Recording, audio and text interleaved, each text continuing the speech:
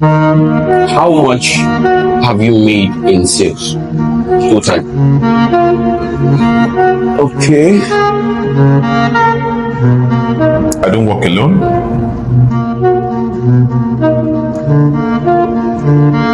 For close to 7 years now, I've been doing the business.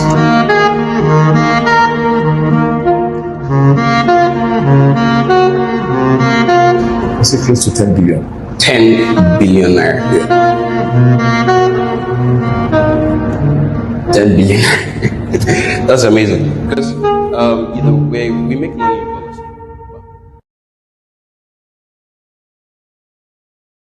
All right, sir. First things first, how are you this evening? I'm good. Thank you. You look very, very good actually. Thank you. Yeah. All right. How much have you made in sales total? Okay, so I don't work alone.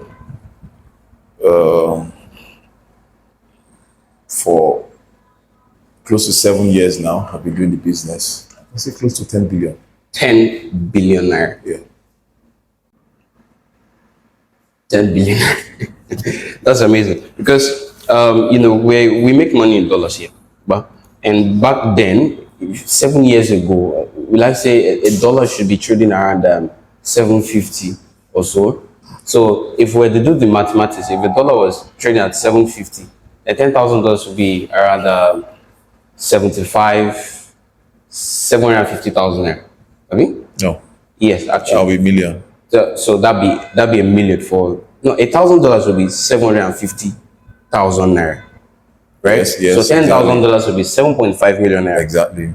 Right. So $100,000 would be 75 million naira. Okay. Right. Yeah. Then $1 million will be 750 million naira. Yeah. So clearly, you're telling me you've surpassed the $1 million, that $1 million goal, actually. By the grace of God. That's amazing. So basically here, you are a millionaire in dollars. Actually, you've surpassed the goal. It might not be in commission, but you've actually surpassed the goal. You've made that money, actually. So that's amazing. Yeah. So first things first, I'm going to give you this time to actually introduce yourself before I do the grandmaster of introduction. So please introduce yourself. Okay, my name is Amechi Newton Okonkwo. I'm the managing director, Chief Executive Officer of P1 Unique Investments and Development Limited. Amazing. And can you talk about your business actually? What is P1 Unique for the viewers that are literally watching out there? Okay, P1 Unique is a real estate development and marketing company. Okay. We basically look for great real estate investment opportunities, secure those investment opportunities for clients, for people. That's basically what we do. We have our vision as a group, as a member of the Property World Africa Network, P1. And that our vision is to make home ownership dream a reality for everybody, for as many as possible. Yeah. Okay. Then we have our mission to discover affordable lands everywhere. Yes. Okay, or in fast developing areas, not everywhere per se, in fast developing areas, and show people those lands, and also teach them how to make money. Wow, that's amazing actually. And obviously for people that are in Lagos and you don't know about P1, actually, I feel like you don't know anything, because it's like one of the best real estate companies out there, even in the world actually, because P1 is huge. And P1 has literally given birth to many other real estate companies. I mean, if you're in Lagos or you're out there and you're thinking, oh, you've heard of this real estate company, you've heard of this real estate company, if you actually trace it to the source, you see that P1 literally gave birth to more than 60 or 70% of real estate companies out there. So P1 is actually huge, actually. Yeah. So first things first, I have a gift for you. Actually, so I knew that you're a reader. Obviously, readers are leaders, and I knew that you had a lot of books. I mean, I can see a lot of books here, but this one I picked especially. These are just a few. These are just a few. can't put all my books here. Actually, that's amazing. That should teach you that readers are leaders. Actually, so and plus he's a billionaire, so you listen to everything he says. Actually, but I specifically picked this one. I handpicked this because I had majority of books too. I just had to put myself in your shoes. I know the kind of books that you'd have read, sales book, marketing, and many, many more, many on mindset and many. But this one, I specifically pick it because it's much more deeper. Let me use that. This is Understanding Financial Prosperity by David Oyedepo, Bishop David Oyedepo. This is one of our daddies in The Lord. Yes, so this is for you, sir. Truly. You're giving this to me? Yeah, I'm giving this to you actually. Wow. Yeah. Thank you. I appreciate it. You're welcome. Thank you for the gift. You're welcome, sir. I appreciate this. You're welcome, sir. So please do well to digest this book so I can give me one or two insights too, so I can get your own point of view from No problem. this book as well. I'll do. No, all right. So before we go down into like major part, because it's going to be fun. Actually, this conversation is going to be fun because I would love to learn a lot from you. You've been in this system for 7 years, right?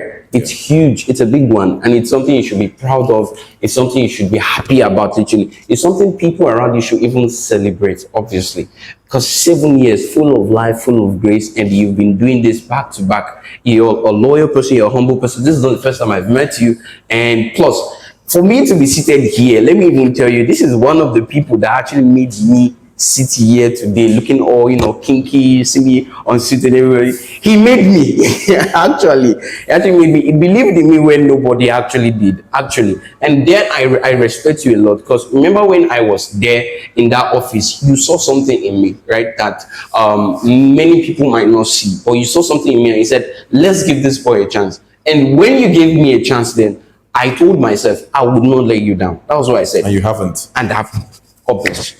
So I want to say a big thank you to you. God bless you. And before we then go down into this next question, right, I need to tell you about our podcast. Our podcast is Tea Nice Hour. It is where we come together and then we talk on the ice. You understand? We break down the ice. We break down the things many people should know. Yeah. There are 3 reasons why this podcast is actually out there. The number one, actually, which is actually the most important, I would skip that, right, and then go to the second one. So the second most important reason why this podcast is actually there is I have a lot of friends, I have a lot of youth out there that literally don't know what to do. They don't know the kind of business to take. They don't know what to do. They are in the labor market and they feel like it's not worth it, or the labor market is not actually giving them that value, that value they desire, that value they need, that support they need at that moment. They are working and they don't know what to do. Many of them are just out there. So this is a way whereby we can come together. I meet billionaires literally. And if you go to my first video in my own YouTube channel, which is Pbos, you see my first video, I said I would be meeting people that have made from $100,000 to $1 million, for them to actually break the tea nice and show us how they did it step by step. Because every leaders you actually see, they started somewhere. Are you with me, sir? Yeah. If in the next segment, you're going to explain your story, literally, how you started, because you started from a very, very rough place. Obviously, you started from the ghettos, and from there you built yourself 7 years to this level. So you being a billionaire is not by mistake. You had systems, you had structures, you had the belief system, right? You had the business you'd go into, and many, many more. So that is the main reason for this podcast. That's the second main reason. Why? Because there are people out there that don't know what to do. So this is a way to guide them through. The third reason is for PBO'S, right? So this is our business we do, right? In P1 Unique, there is something called PBO'S, the P1 business owners, right? Many of them that are out there that have not literally made sales. So this is a pain point whereby I meet the MDs, I meet billionaires in the business, ambassadors of the business, and then I tell them, I have a little session with them. I talk with them on how they are able to make billions of naira and how new PBOs could literally come into the system and actually start making the money they desire to make. Yeah. But the first main important reason why this podcast is actually live is to raise funds for charity. Now, there was a day P1 Real sent me on a charity fund. They wanted to do something charity, and they sent me to a lot of orphanage homes. And when I saw them, I knew that I could do something, right? Because many orphanage homes are out there, and many more. You feel like they're orphanage homes, and you feel like they're taking care of them. But let me tell you, where I came from, you know the place. So let me tell them, let me tell you. Where I come from, it's they're struggling there. Even the people running those orphanage homes are struggling. I met the children, and I was like, I gave, but I was still like, something needs to be done.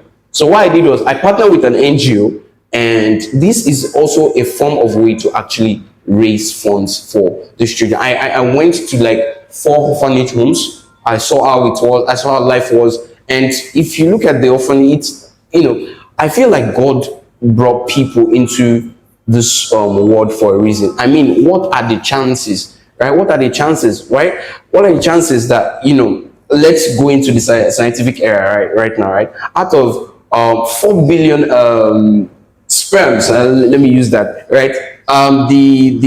That thing, the woman picks one, just one. So everybody literally has a reason why they are here, right? God brought you here. So if you're in orphanage homes and you feel like, oh, it's the end, it's not the end. There are people that are ready to help. So this Teen Nice Hour podcast, YouTube podcast, is also a way we can I can meet 1 or 2 people to help out in this in our journey to helping a lot of orphanage homes. And apart from that, there is actually a bigger picture too as well. I am looking to building one of the biggest shelters in Lagos, right here in Lagos, right, and just help a lot of people. Even take a lot of orphanage homes out of business, bring them there where we could support them with a very valid structure, with a valid system, with a valid education support, and with the right people to surrounding them. Because whether I like it or not, these are the future of tomorrow. These are the future leaders of tomorrow, whether we like it or not. So it's a good time we position ourselves right now to help them, the future leaders. So I feel like I've been talking too much, because this next segment you would do most of the talking. So that is why Teen Nice Hour has come to place today. The major reason is actually to raise funds for children out there, orphanage homes out there that are struggling, and to see what we can do. That's good. That's amazing, actually. Yes. So all right. So the next question, and I'll be writing down. Okay. What is your story? What's your story? Okay. My story, I can't tell the entire story here. Just I'll make it short. The most impactful ones. As a young man, graduated in 2005. Looking for job here and there, but didn't get the kind of job I desired at the time. And before you knew it, time was really running fast. So fast forward to marriage. And I got married not with a good financial income. I didn't have good financial stability, And when I got married, the reality of life set in further. You are now 2, and you're expecting a third person, the child coming in. So reality set in, of course. So I became so hungry for more that what I was doing at the time could not sustain me. So first and foremost, I knew that the environment was wrong, was not the right environment that could give me what I wanted, because I was in that place for so long. But I knew that what I wanted, I couldn't get there. So the first move I had to make was to leave that place where I was. I knew I needed to be in a bigger space. I needed to be in a place where there are more opportunities. I needed to be in a place where I could see people that I admire financially, and be closer to them. And so that was what brought me to Lekki here, and prior to that time, prior to coming to Lekki, I had heard about P1, but it was just from afar. So I didn't really understand the workings of P1. So to cut the long story short, I joined P1, and I started learning from. I came in with a lot of desire. I came in with passion to break poverty because I was really poor. Things were really bad. But some things that you must note is in those my bad times, I didn't let it to affect the way I looked. No matter how good I look today, it has always been like that. So the difference is the clothes there were cheaper, but they were not less kept than I am kept now. I don't play with ironing my clothes. I don't play with the way I look. I don't play with the way I speak in public. I don't play with the people I associate with. So all those have always been my guiding principles because of the books I've been exposed to, because of the opportunities, seminars I had attended, people that I have listened to. I'm also very deliberate about listening, who I listen to, and who I follow. So as soon as I came into P1, that attitude, it's already a lifestyle, followed me. As soon as I came in, I started dealing with people at the higher echelon, like so, and learning from them, watching them, and like a lot of PBO'S who are in the system, I started sharing flyers too. I started talking to people too. I talked to everyone I saw, I met in buses, on the road, until I made my first sale on the 9th of January 2018 was when I made my first sale. And how long did that take you? Just 2 months. I came into the system November, and by January 9th, I had made my first sale of 4.8 million. 4.8 million. Yeah. So, and what made me make that sale was I promised the person that gave me the client 10%. I just told the person, if you get me a client, I'm going to give you 10%. And guess what? That 10% at that time was my only commission. It was my whole commission. So I literally gave the person my whole commission. But what it did for me was it broke the jinx of selling, because prior to that time, I was thinking that it's difficult to get somebody to buy a plot of 1 million. There is something in your head that happens if you have never seen 1 million or close a transaction of 1 million or even more. You just feel that it's difficult. So I needed to break that jinx. So when I made that sale, I broke that jinx. I didn't make much money. I didn't make any money. In fact, at the end of the day, the person that got the commission just tipped me less than 100K, 60,000 precisely, was what the person gave to me. But I felt a deep satisfaction within me that I had made a sale of close to 5 million.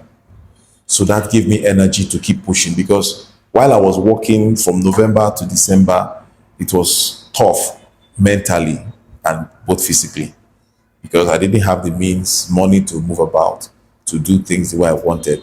But the much I could do, I did with all my heart. So the story is much deeper, but I can't go into complete details, but just to pick the key points. So I made that sale, and something rose within me that, wow, so this is possible. I could close a deal of this amount, and that force drove me further.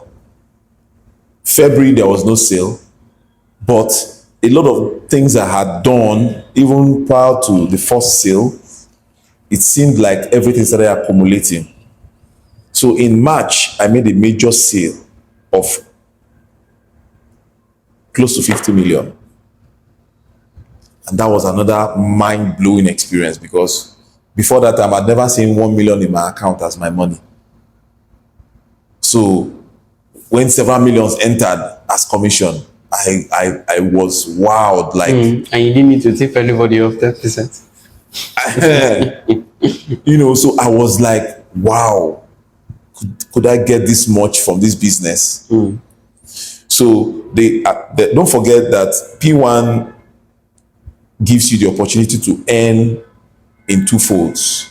You can earn from recruiting people, getting people into the business. You can also earn from making sales. Okay, so the people I had brought into the system, people I was bringing into the system all this while, I was also sharing my testimonies with them. I was also sharing my experiences with them, because we had regular trainings where I would always speak to them. I made that sale in March, April. All my people, my team members that I was bringing in, they started making sales. In May, one of my team members made a sale of 30 million. That is, aside the little ones, other sales will come. At the end of that year, 2018, we had done over 100 million, over 150 to 200 million in sales, myself and my team members, and people that were coming, to submit, to people that are coming for trainings under my tutelage. So that was it. And it kept on increasing.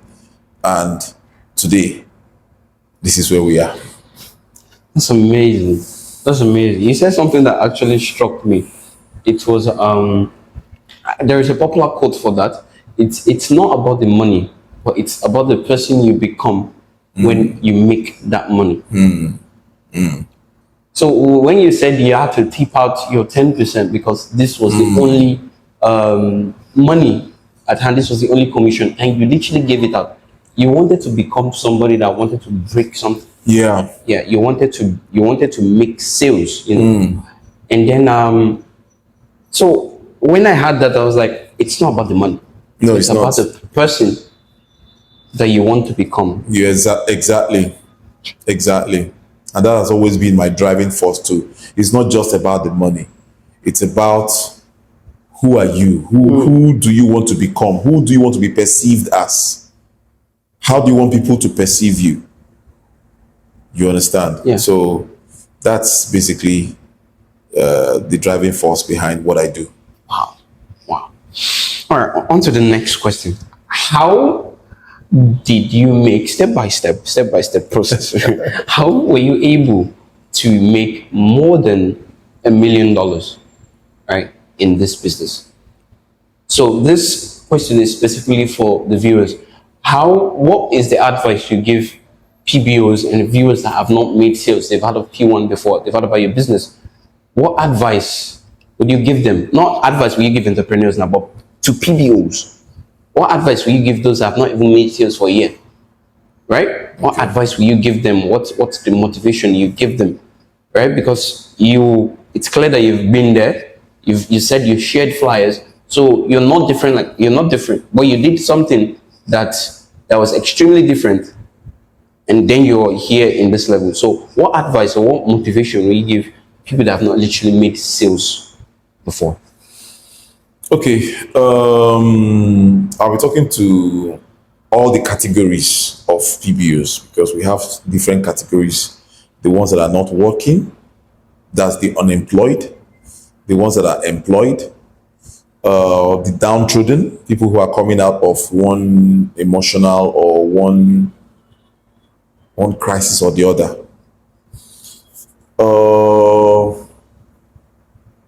First and foremost, you must realize that there is something that God has placed in you that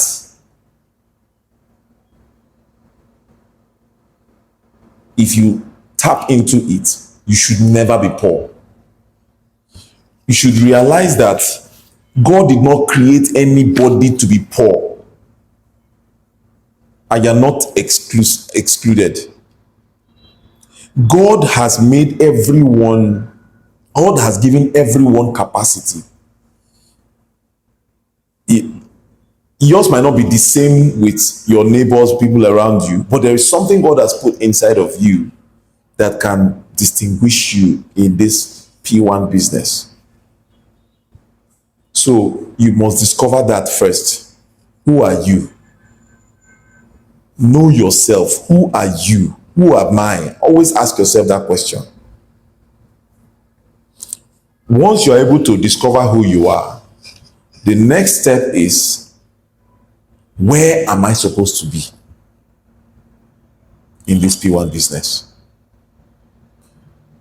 What level am I supposed to crave for? So if you discover who you are, now this is regardless of whatever talents and gifts you have, or whatever you are doing at that point in time. If you have identified with the P1 business and you want to do P1 business, you should be able to find yourself in the P1 space. Find who you are. Find out who you are in the P1 space. What is it? What is in P1 for me? If you discover that, then you won't play small. You won't play small. So my advice for every P1 business owner is, every P1 business owner can make multiple commissions, can make multiple sales if they know themselves. If you discover yourself. Secondly, if success is a principle, success thrives on principles, not on emotion. There are principles to success. A principle is a principle universally. The principle of gravity on earth is the same thing everywhere. If you throw anything up, so long as you are within the sphere of the earth, if you throw anything up, it is bound to drop. That is gravity for you. So there are principles that will guarantee your success in the P1 business. The people that are pioneers of the P1 business, how did they do it when they started? What did they do? Are you willing to do the same? Now, there's time for everything. At some point, they moved from that first stage to another stage. So you must start the way they started, like I did. When I learned that the chairman of the group, the president of the group were distributing flyers when they started this business, of course I knew that I had to distribute flyers too myself. Because you knew you were at that level. Because that was my level at that time. And I did it vigorously. I did it very well. And it was from that flyer distribution that I got my first sale. So, second thing I needed to do was gain knowledge of the business. At that first stage, you might not know everything about the business, because of course, so many times I was just saying what I didn't know. You understand? I didn't know much. I didn't know about land sizes. I didn't know a lot of things. But that didn't stop me from going out to speak. In fact, going out helped me to learn faster, because sometimes you meet clients, you meet people who are inquisitive, who would ask you questions that you were not expecting and you were not trained for. But you needed to answer, or you would tell them at that time, please hold on, I will get back to you, sir. Can I have your contact? As soon as I get the answer to this question, I will supply you the answer. So I moved from that level onto gaining more knowledge about the business. So the more knowledge I gained about the business, the more confidence I had to approach higher cadre, people in the higher cadre. Yes. So I now left, at some point I left the streets, sharing flyers on the streets, to approaching organizations. So when I started approaching corporate organizations, corporate bodies, I started gaining more traction. I started having more powerful, Relationship.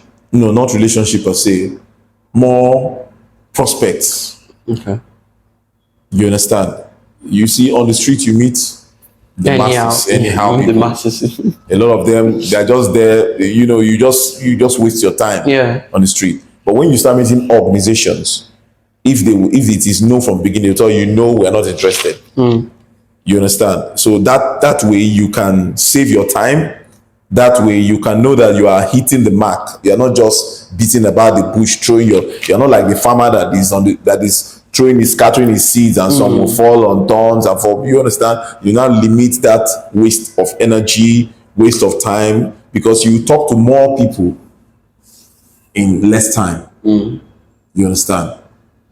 So that was how I was moving. So my advice for PBOs is follow these steps, Then personal hygiene is important. As cliche as it might sound, as familiar as it might sound. Yeah, personal hygiene. It's You see a lot of PBOs are not properly kept. Yes. And the way you're dressed is the way you are addressed. So if you don't take care of your physical looks, I mean, I had a rumor like that the way the president likes you is because of the way you were dressed at the time.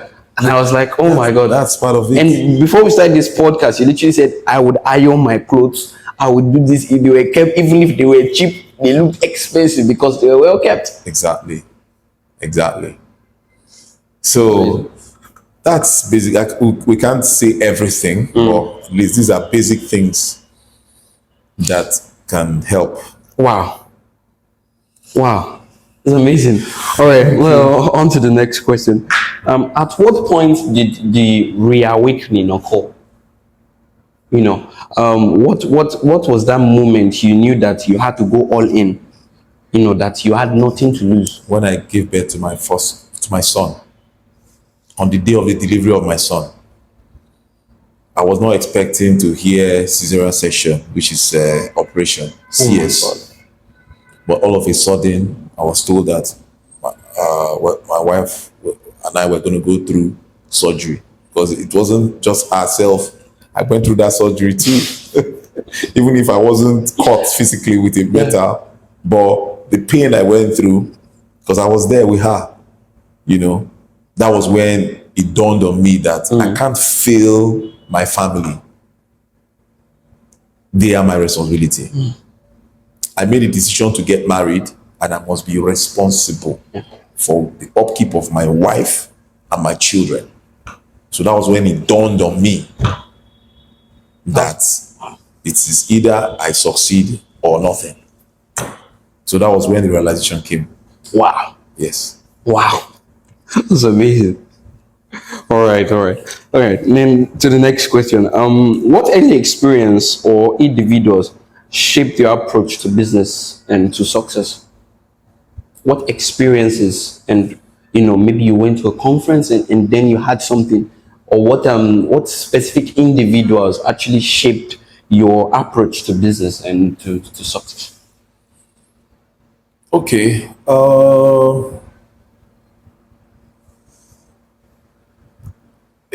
They are different folds, right? Okay. So my approach to business, I've learned from several mentors. I read a couple of books, So I have learned from now. There is no particular figure in mind, but I have always attended trainings and, of course, leadership trainings, and I've worked with a very rich man. I've also worked with a poor man. I know where you're going. So I discovered that when I worked with the poor man, he was always worried about things he couldn't do because he lacked funds.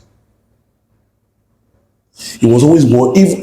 He was so worried that he couldn't sit down to plan to say, okay, even if I don't have this money, let me even plan and say, okay, I'm going to do this like this. Then I'm going to talk to one or two persons. What are the things I can control today that would push me a little bit forward to that money, to that funds I'm looking for? Thank you very much.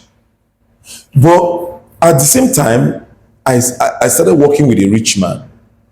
And money is not the thing that motivates him. What motivates him is, what do I want to do? So he will go all out,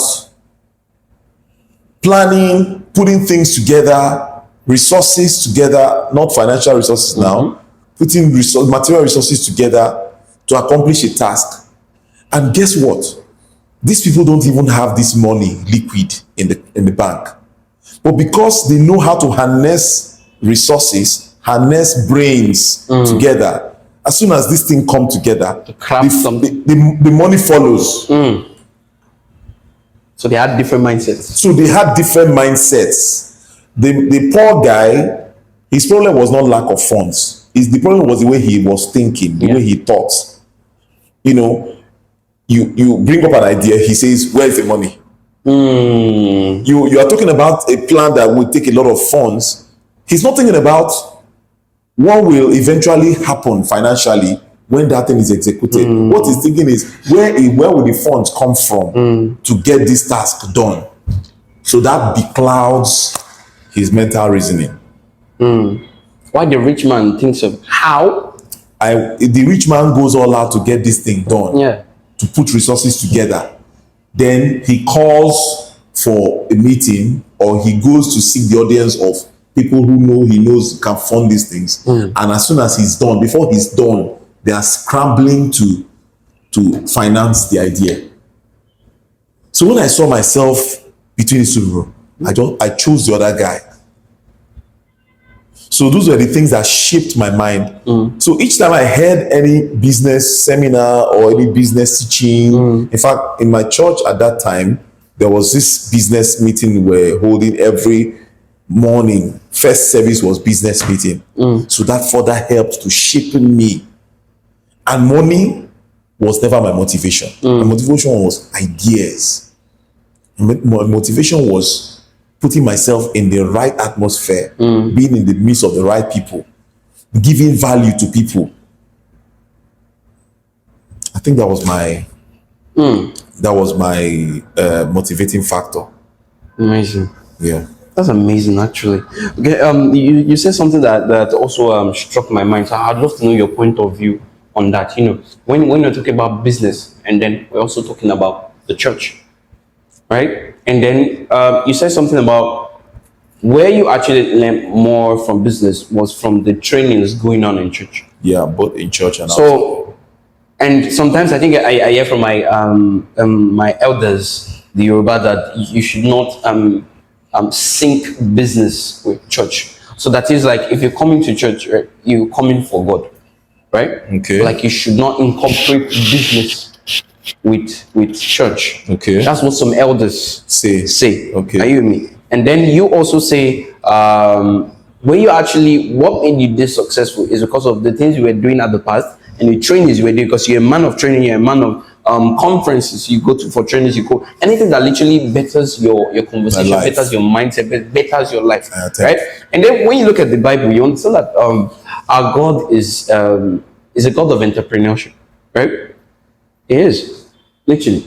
So you're answering the question already. Actually, but I still want your point of view. Because you can't separate God from business. You can't. God is a businessman, the greatest businessman on earth, and the whole universe and the galaxy is God.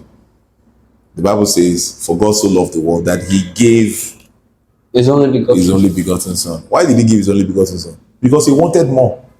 He wanted more sons. That's deep. He wanted more. God is a businessman. Most of the problem we have today is how people perceive God. People perceive God in several ways. This man I know perceives God as a businessman, and that's why he's doing very well financially. Yes. You understand? Yes. That's not to say that those people who don't perceive God as a businessman will not make heaven. But the truth is, on this earth, they will not have the dominion that a man like this has financially. They will not control the kind of resources. You understand? Yeah. So it's left for you. I don't believe God is a small God. All the things God created, He created them in surplus abundance. If there's any phrase like that, any clause like that. Sand is in abundance. You can't even count. Water is in abundance. You can't even count. Air is in abundance. You can't count them. So why shouldn't you have money in abundance? Money was created by man. So everyone should have it in abundance. But of course, and that cannot happen. I stand with your phrase, but for now, let's go on a short break. Okay, thank you. Hi, I believe you're getting immense value from this video so far. Now, if you're here and you want to be making from a minimum of 10 million naira every single month, I mean 10 million naira every single month in sales, then all I need you to do is to click on the first link below this video, and I will send you a free video that explains the step-by-step systems and the blueprint on how you can start to make the minimum of 10 million naira every single month for free. So click on the link below and make sure that you secure your own slot and you get this video for free. You can't afford to be sleeping in this era. You would want to make 10 million naira every single month in sales. Then click on the first link below and I'll send the free guide to you. I hope you're getting more immense value, and let's continue in this video. That was a short break you just saw, and welcome back to this YouTube podcast session. And yeah, we are still here with Mr. Amechi, the MD of P1 Unique. So if you're looking to invest in real estate, or you want to know what a PBO is, or maybe you're just looking to start a business, right, and you need somebody to guide you in that aspect, just comment below. And if you want to reach out to Mr. Amechi, also comment below, and obviously I'll get across to you. So to the next question, are you ready for me, sir? Yes, I am. All right, so this next question is actually it's a big one. This is limited to 2 or 3 questions.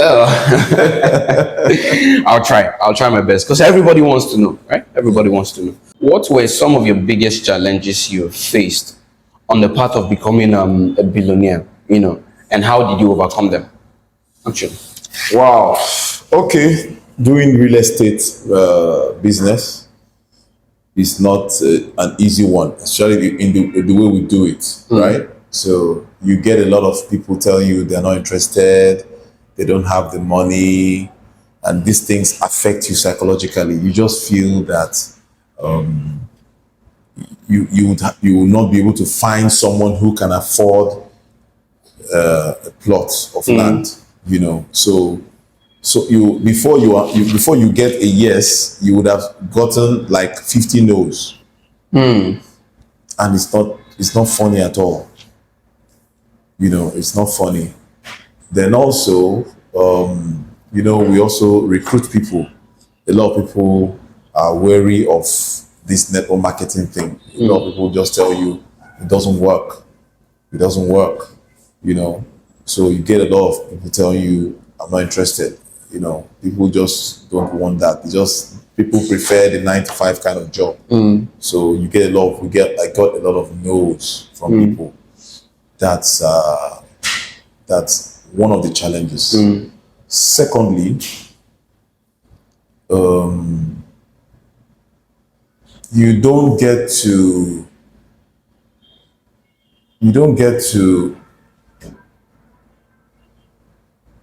know everything about real estate. So some questions that are thrown at you, you're not able to answer. You understand? Then there are lots of scammers. People have fallen victim several times. So when you meet such people, they just tell you their story and you feel discouraged. You ask yourself, am I sure I want to go into this? Am I sure I want to do this business? You understand? When you hear of people who have lost millions, who have lost their properties to government, to family, to a lot of things, So those were the challenges I faced. We still face these challenges. We're still in the business. We face these challenges. So just understand that it is part of the business. Don't let them weigh you down. Don't let them discourage you. Yeah. Yeah. Wow. All right. On to the next question. What advice do you have for entrepreneurs out there, the young ones out there that are just looking to make something out of their life? What advice do you have for them? take risk. Take risks. Get involved in plenty of risk taking. Because it is at this time of your life that you have the capacity to withstand tension and pressure. The older you get, the lesser your capacity to withstand tension and pressure and stress. Yeah. So now that you are young, take up as many risks as possible, because as you grow older, you begin to limit the risk you take. So take risk, invest, do every good thing. When I say risk, I don't mean do evil. I mean take positive risks. Talk to people. If you have gathered some money, invest in real estate yourself. Buy property, buy land. Buy land. You understand? So do everything you can. Work like you don't have time tomorrow. Work today as if there's not going to be tomorrow. So that's my advice to young people. Everything you know you can do now, do now. Don't wait for tomorrow. Don't postpone anything. Any idea that comes to you, birth it. Let it happen.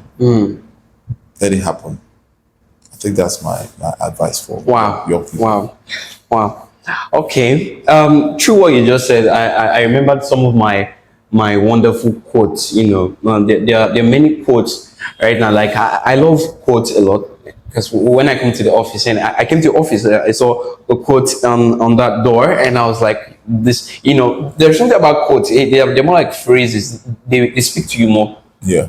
You just look at it and it just determination, unshakable focus, drive, and resilience in the face of adversity. Okay. It's amazing. So I have two quotes that literally, like, it's my guiding principle, right? I have two quotes. It's always buried inside me. One is I can try to remember, if I try to remember, the something you're looking for is behind the work you are avoiding. The beautiful world or something you are. There's diamond in the mud. Like something like that, there's diamond in the mud. Yeah. So the kind of world you aspire to have is behind the work you are ignoring or avoiding. Yes, or avoiding. Right. The second quote, right, is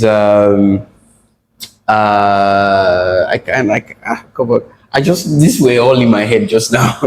Literally, these were all in my head. Take your time. Yeah. Let me take my time. So you just go on then. With time it will come back. Yes. Let's do that. Let's do that instead.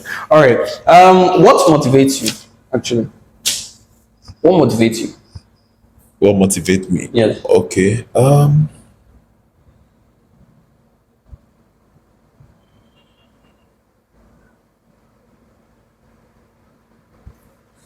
When you say what motivates me to keep going. Yeah. To keep doing the business. Yeah. Generally, what motivates you?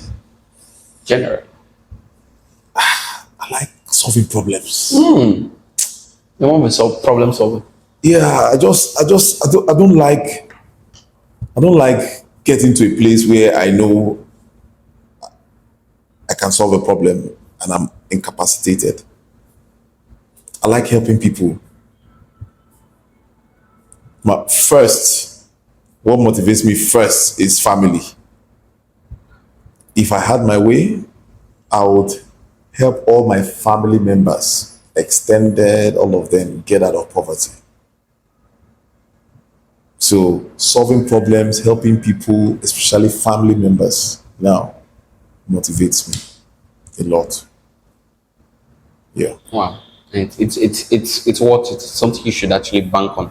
Well, what motivates me so much is my mom. My mom is a rugged person. Like, I don't have the time to tell you my story, but she was more like a role model to me, right? Because she was more of an entrepreneur. She was or is? She is a role model to me, yes. Because she's an entrepreneur. She bettered me to entrepreneurship. Wow. Right? She showed me the way. She was like, wow. Okay, this is what to do. This is what to do. And one thing I love about her, she hates poverty. She hates what? She hates poverty. So much. So she. Everyone should, though. Yes, everyone. nobody should play or toy with poverty. You Honest. should hate poverty, because if you don't hate it, it will come. Yeah. Mention one book, just one book that changed your life. One There are book. several though. Yeah. One book that you know that you read. There are several, obviously. But one book that spoke to you is like, no, this one changed my mentality, changed how I speak, changed how I walk, changed how I treated my wife, treated how I treated my family, There's no one book. There's no There's no one book that contains all that. There are several books, okay? But I could just mention one of them. Growing up, and when I started desiring to be successful in life financially, right? Was Rich Dad Poor Dad. It's Rich Dad by Poor Dad Robert Kiyosaki. by Robert Kiyosaki. The book helped me because it was a young man who was talking about how he had a father who was very intelligent, was cooled, had all the degrees, always reading, and he had the other father who was just an average student, but knows how to put together those kind of people who are schooled to work for him, So, wow, that also shifted my mindset that it's not just all about the school and the book. It's about your ability to harness talents, bring them together. Then it also helped me to realize. It helped me realize that going to school doesn't grant you financial success or freedom. In fact, if you are not careful, it cages you, because the kind of schooling system we operate here is such that you are created to go and work for somebody. Yes. You are not created to have your own idea. You are not created to be financially free. You are created to you are tutored. You are trained for those years to help somebody fulfill his vision. You understand? So that book really shaped me financially. That is when it comes to business, finance. The book helped me. Rich Dad Poor Dad helped me. Wow. Yeah. That's amazing, especially when you said harnessing ideas, and people, coming together to create value, to create new ideas that would shaping the world for a better good. Which now brings me to my next question. Now, it's about creativity and innovation. Yeah. Now, creativity involves generating original and unique ideas. I mean, P1 unique, so it's all about creativity, right? But while innovation is about implementing those ideas to actually create value. All right, so I'll go through the question again. The question is very, very simple. I said, what role does innovation play in your business, right? In your business strategy? And then how do you stay ahead of emerging trends? Okay, innovation, of course, you and I know that it keeps you ahead. Yeah. Innovation keeps you ahead. Yeah. So, simply put, innovation makes you stand out. It gives you a niche. Yeah. It makes people know you for something. So, you must try as much as you can to be innovative. Yeah. Carve your niche. Look for something that people will know you for. Be unique. Be unique. I love that. That's why we're unique here. Yeah. It's all about being unique. It's all about being creative. You understand? Yes, yeah. That's amazing, by the way. All right. So on to the next question, which I believe you would love. It's about your personal growth, right? So how do you continue to challenge yourself and grow personally and professionally, even after achieving, some significant success so far? How do you challenge yourself? Well, I have people who I look up to, and what I do basically to challenge myself is look for new people who have broken new grounds. Look for basically challenge, attend more trainings, listen to mind-blowing things, achievements by people, new innovations. Yeah. So those are the things that keeps me on Your my ideas. toes, keeps me on my toes, So basically, that's how I challenge myself. Speaking of new ideas, right? Where do you see real estate in the next 10 years? Wow.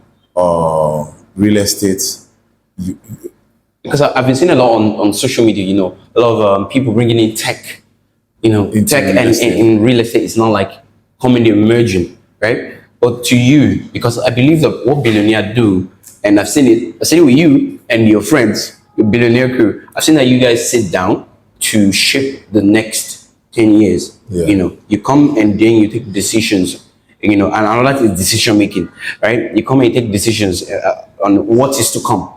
So I want your own point of view. Where do you see real estate in the next 10 years? Well, real estate in the next 10 years will become, especially in this country, you're talking about Nigeria, Yeah. right? In Lagos. If it's for Lagos, you see what's happening in the Western world where Yes. floors are being sold, no longer lands. Yes. So looking at Lagos State in the next 10 years, it will be difficult to get an undeveloped plot of land. What you'll be getting is floors. People will be selling We're floors. looking at mega cities right now. Mega cities Skyscrapers. everywhere. So those who are plugging themselves into real estate now will stand the chance to gain a lot. A lot. So In the that next is 10 those that years. have the opportunity to buy land now. And even get involved in selling land. And selling you mustn't land. basically have the money to buy, but the ability to sell. If you sell to people, you make money and buy your own. Wow. Yes. Wow. Now, if you're struggling with coming up with content ideas, or you're struggling with video editing, or you want your social media to look as professional as possible so that you can use this to make sales through the social media presence, then all I want you to do is to chat up OBJ Media. Now, OBJ Media is a content production agency that helps you with video editing services, that helps you with running ads online, and that helps you with basically automation. Now, OBJ Media is a way whereby you can skyrocket yourself from point 0 to point 1, because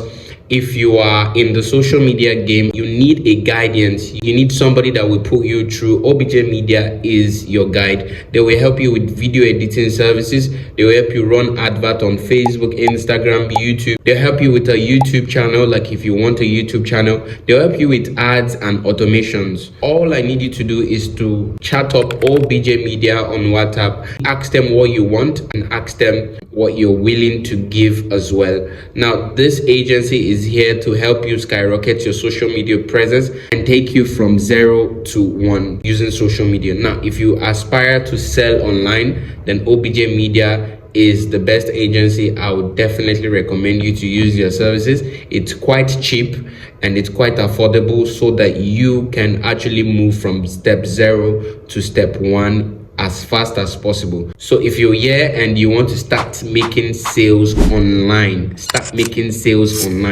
then chat up OBJ Media, and trust me, they will get across to you. So I hope you're getting immense value from this video. Let's continue. All right, so welcome back to our short break again, and it's amazing.